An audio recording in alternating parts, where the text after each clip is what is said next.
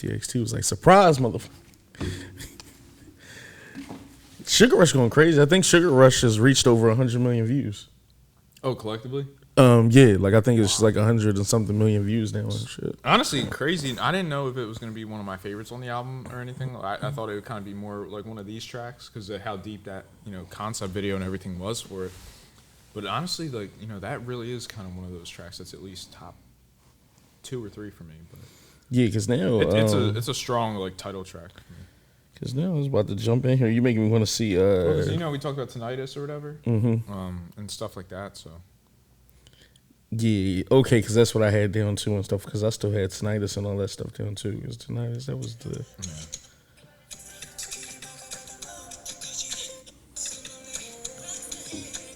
Yeah, because that's when they got to that reggaeton vibe. What's up, YouTube? Welcome back to Redemption 46 Studios. I'm Nick. And I'm Curtis. Y'all know the vibes. Y'all seen the picture. Y'all seen the thumbnail. Y'all know why y'all here. TXT, Devil by the Window, special performance video. This is your first time on the channel. Don't be a devil. Hit that subscribe button and become a real redeemer today. Also, jump on the Patreon. The dance practice for this will be up on here. The live performance for this is already up on there. We did a whole TXT album review. Discussing in detail every single track. The B-sides are still up on there, and there's some other content from TXT up on there as well. TXT is also in the Hob games. So if you guys like that and like want to see them battle against, like, what was it, 17, LeSera Finn, Promise 9, and I feel like I'm missing somebody, in Hyphen. Yeah. That show is lit. We're gonna be jumping back into that too as well this month. We also did I believe the Mama from TXT as well with the Good Boy Going Bad. Yes, we did. Yeah, with all the Good Boy Going Bad stuff. So yeah, man, this is your first time on the channel. Go look at all of our other TXT content. We love these guys, and always wish them nothing but the best. This is a banger. I can't wait to see what the choreo is like for the special performance video. Definitely. Let's jump into it. See what we got. Looks like Fred Cougar's house. Yeah, I was gonna say the New Line Cinema house that you see in the intro. Really great transition into that as well. Rick Owens is crazy.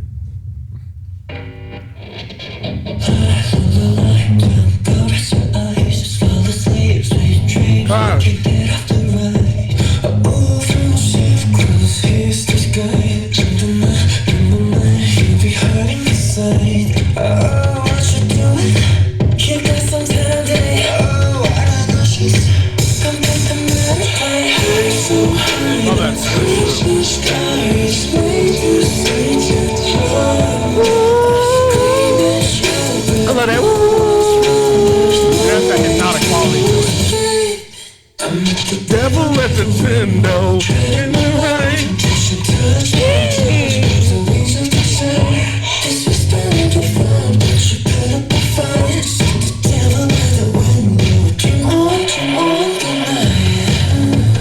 Hey.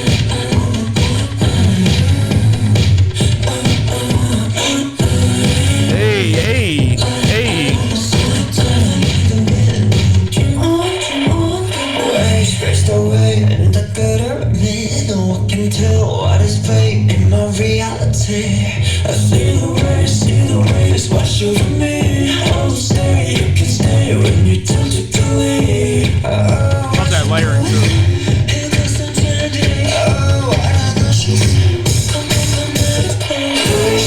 I love that.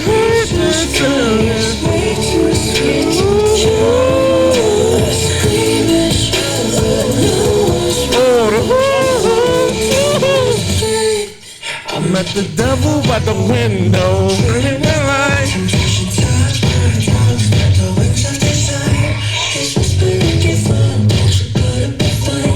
The devil at the window.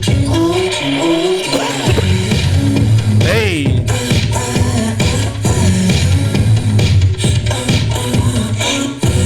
Love how they're playing with that, the lighting and everything.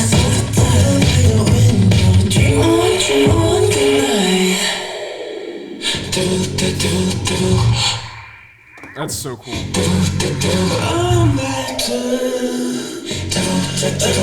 Oh, Remember? Yeah. yeah. Oh my God, I almost forgot about that move. That's such an incredible move.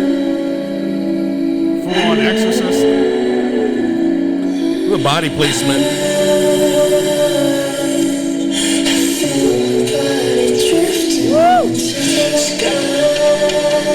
I forgot about that too.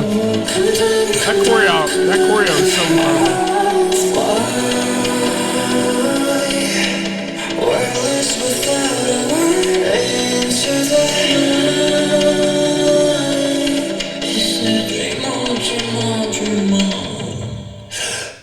A little reverb with it. That's incredible. That's wild. Damn. Make sure y'all subscribe before we have a dope-ass conversation in the comments. And definitely jump on the Patreon. We are getting into the dance practice today. They're top 5, man. I don't give a fuck what no one says about TXT. Like, they're top 5 in K-pop.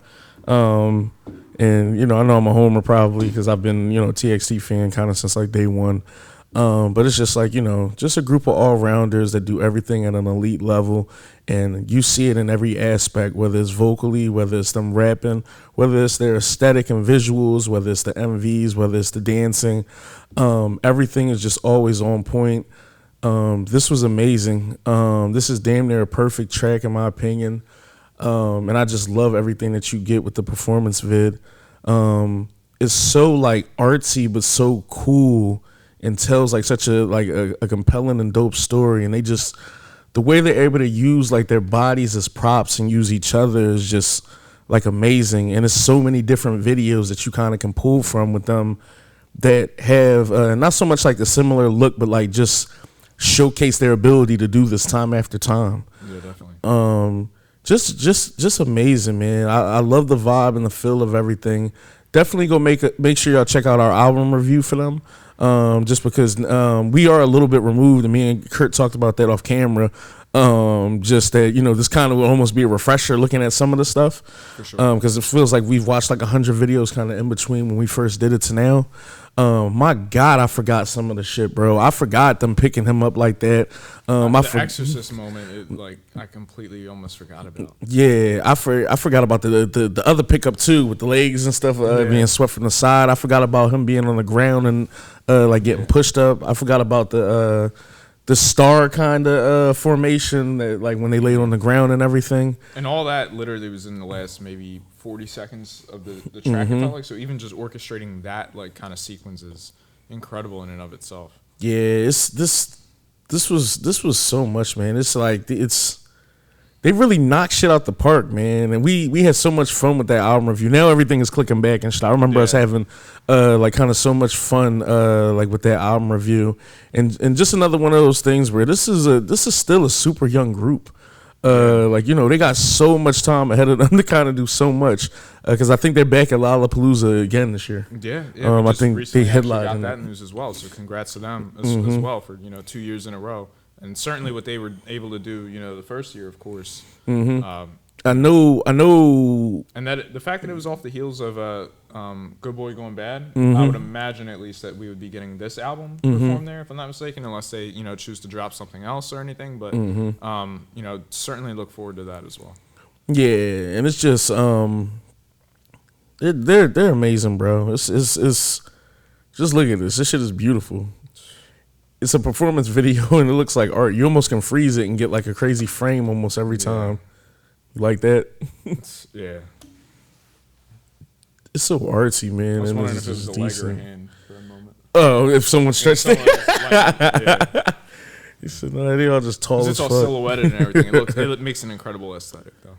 Yeah, you could jump in, Kurt. I love this a lot, man. This is fire. No, I certainly echo your thoughts and sentiments as well, and it's definitely been a great refresher, and you can't help but be, you know, so proud of everything TXT's been able to do. And again, you know, just to, you know, double down on that almost as well, you know, even like New Year's Rockin' Eve and just like all these things that they've kind of been a part of as well. It's, you know, it's really incredible, you know, the things that they've been able to do as well, and for how much art and just passion is in, you know, their albums, their songs, their choreography, and certainly, you know, when you see the concept videos that we've been blessed to kind of check out as well, and you're just seeing how much, you know, how much passion really goes into all those things, and for them to not only have those, you know, concepts and everything, but to go through all the intricacies of executing them. because that's something really hard in and of itself. Like if you have an incredible concept for your song or for your album, in this case, playing on the themes of falling to temptation and trying to resist that tug of war, between the two, and kind of what you're going to become. And again, you're kind of already established in that because you're picking up off the tales of Good Boy Going Bad. So it's like, your storytelling is, reaching those levels as well. So it's basically when you're kind of assigned, like, when you look at everything, it's like, okay, we have the track, we know what the production is, everything like that. How are we going to layer a choreography to execute and to tell this story? And that's an incredibly hard task as well because, you have to be able to perform it. So there have to be logistics. You have to work everyone to a specific spot in the formation, when their part is up, of course. So all those things. But then, every production change or, add of an instrument or take away of an instrument or, all those kind of things represent changes in like the mood of the story you're telling or like a turning point, if you will. So you have to orchestrate those things almost as beats, within the choreography as well, where it's like, okay, there's a beat change here. We might have to switch the formation here. And it's like, and you're trying to build to that ultimate sequence. So basically just to kind of credit, and it's just certainly that is something, with all groups really, as far as like, what goes into orchestrating choreographies and everything, but it's certainly something that I wanted to touch on with them because, when you have concepts and, it's like, we want to, portray like almost an exorcist kind of frame. Like, I wouldn't be shocked if for a performance or anything like that. And I believe there was something like this in MV, if I'm not mistaken, or if I'm recalling correctly, with almost like the hollowed out eyes for that exorcist kind of lift or whatever. Because the physicality of even lifting someone, but also being safe and all those kind of measures as well. Mind you, in a concert setting, you're performing this, with a plethora of other songs as well. So you just have to kind of look at so many things within that. And for how detailed and how artistic this performance is, it's really incredible. But it shows so much as well because it's like even within the dramatic, beats of everything switching up in the production itself, it kind of deals with that wrestling and kind of battering inside your head of like, the good side, the bad side, or like, kind of trying to sway. But it creates that disorientation for the audience, which can be a blessing and a curse or like a double-edged sword, if you will, because it's like, you don't want to, make the music listenable, if that makes sense, because it's like you're trying to portray something that's jarring on a thematic level. So to portray it in a way that's like walks that line of like you enjoy the song, but it's also something you're conveying that message in. Like stuff like that is just really hard to balance. So basically when they're conveying all those things, and what I like about special performances, like obviously I love, any kind of choreo and dance practice that we're able to kind of look at for those things. But the special performance itself, you enhance the cinematic aspects of everything. And it certainly adds a deeper layer to me for the storytelling. Like even, kind of everything being like a prime white, like you're under a spotlight, which can be like examining you, but also could be like, oh, it's good, right? It's tempting because it's an inviting kind of presence. But having that light ultimately be kind of blinding, and then they play with like the strobe effects of it to basically teeter between that darkness and that light as well. So I thought the strobe aspects were really cool in that effect as well, or like that light dimming. You often see it in horror movies where like, that's the ominous warning, if you will. And switching it right to the red to convey that hue of, temptation or the devil in that proverbial situation setting in. So it's like you're able to enhance so much of the aspects of that. This performance is incredible. You're talking about, wardrobe as far as like, kind of innocent looks as well, the schoolboy kind of looks, but then also like grungy rock in aspects. So it's like you're kind of on that line between adulthood and childhood, if you will. But what I like about that, you often see that in horror, as far as like, they're often portrayed as, people who are just on the verge of graduating because you have to let go of that childlike innocence, but then you have to, learn to grow up, but then you're teetering that line as well. Also, some of the most times of temptation come between those years. Absolutely. For a lot of different things. Those are also seen as the developmental years. So it's like, you're subject almost to, more temptation. So all those things are really incredible, and to layer it as incredibly as they do, throughout this is just, it's again, really like a perfect song, perfect performance as well.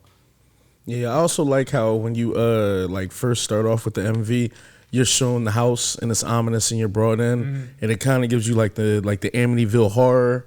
It kind of puts you in the mood for so many different things, maybe like The Conjuring, things of that nature where... Added in smoke effects and blue lighting and everything. Yeah, and it's just, anytime you the drum feel... line felt 80s like too, if I'm not mistaken. Anytime you feel like those associations, quote unquote, like with like the devil, you get like those like haunted house type almost vibes, and I kind of fuck with it. That it kind of started it like that, and then brought it with inside, and then the devil by the window, and even the back looking like you know, literally like giant windows.